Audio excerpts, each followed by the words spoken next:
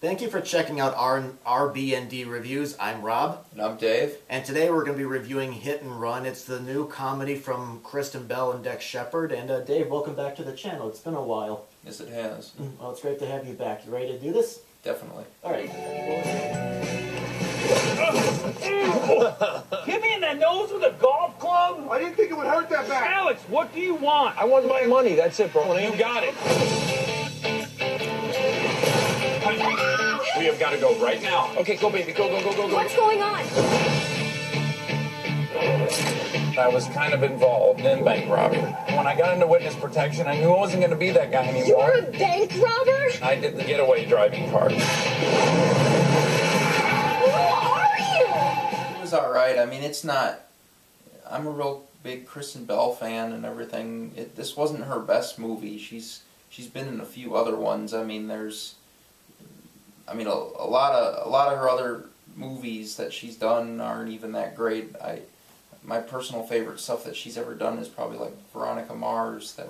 That's what she was like best at. But I did not like this movie at all. I like how it started out. I think it had a good beginning, and I think Dex Shepard and Kristen Bell made a very believable couple in this movie. But to me, this was a very weird movie. For one thing, the trailers advertised this as a comedy, but it wasn't really all that funny, and there was oftentimes these long stretches where nothing funny happened for a long time, and the dialogue was a little bit weird. I mean, for me, I thought what kind of ruined it was the overuse of swearing. Like I said, I reviewed Ted not too long ago, and swearing can be funny if it's done correctly, like in Ted or Bad Santa or Blazing Saddles, but here it just didn't really add to any of the jokes. I mean, the movie itself wasn't really all that funny, and sometimes the dialogue sounded a little expository, you know, where they explain, where it sounds like they're explaining to the audience what's going on. Like, there's a scene where Kristen Bell's character is visiting her ex-boyfriend, and it just sounded like we're being given a crash course on what's happening. It just didn't sound good and all that. So, to me, this wasn't a very good movie. this is one of those movies where you basically don't have to think about anything because they basically lay it all on the table and they tell you everything that's happening and everything basically. And I basically could figure out by the time the movie was to the middle what was going to happen. Dex Shepard, he co-wrote and he co-directed and he co-edited this movie.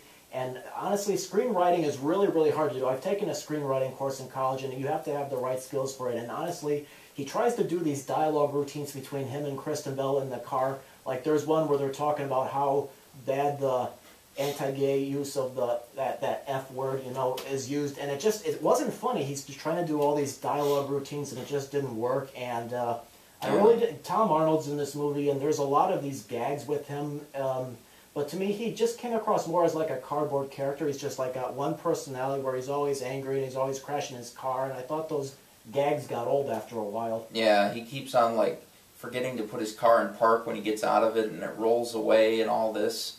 And then there's also this other cop, and he has there's a lot of like weird like gag devices in this movie that are just like have nothing else to do with it, and they're just like plain stupid. Like he's got this thing called the pouncer on his cell phone because he's gay, and he can like detect like where there's other like gay guys. I think the story got better once Bradley Cooper entered the movie, but unfortunately that was more like in the middle.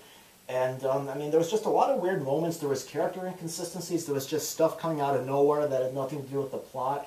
And you know, it was. I will say this. Like I said, I think Dex Shepard and Kristen Bell made a good couple.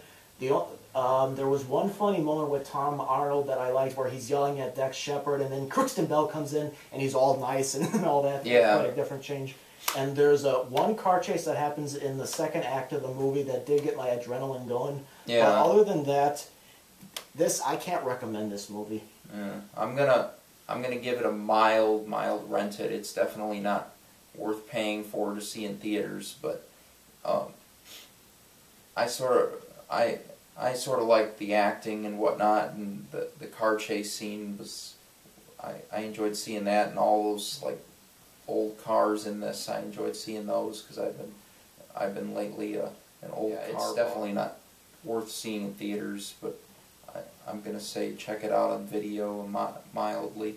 Yeah, there was nothing really that entertaining about it. I will not deny there were a couple times that I laughed, but I can't recommend this movie. I'm going to have to give it a snuff it, and it's sad because I think Kristen Bell is a capable performer, and I've seen her on talk shows like Late Show with Craig Ferguson. She can be funny, but I think Hollywood's been giving her all these bad romantic comedy scripts, and she's not really, when she's better than this. She's not really what you'd call a comedy actor. She's not made for that, because like her best work I've ever seen her in is, in my opinion, is Veronica Mars, and they should like have her do more of that, because she's better with like dramas, mostly like cop dramas, because in that she basically like, she plays like a junior detective for her dad, because her dad's not really meant to be like a comedy actor. I think what happened is it's hard to do a transition from being a TV star into a movie star. She's kind of fallen into the trap that Jennifer Aniston and Katherine Heigl did. Like, you know, there's so many movie stars in Hollywood that are competing for all these scripts, and I think what happened is the studios don't know where to put them,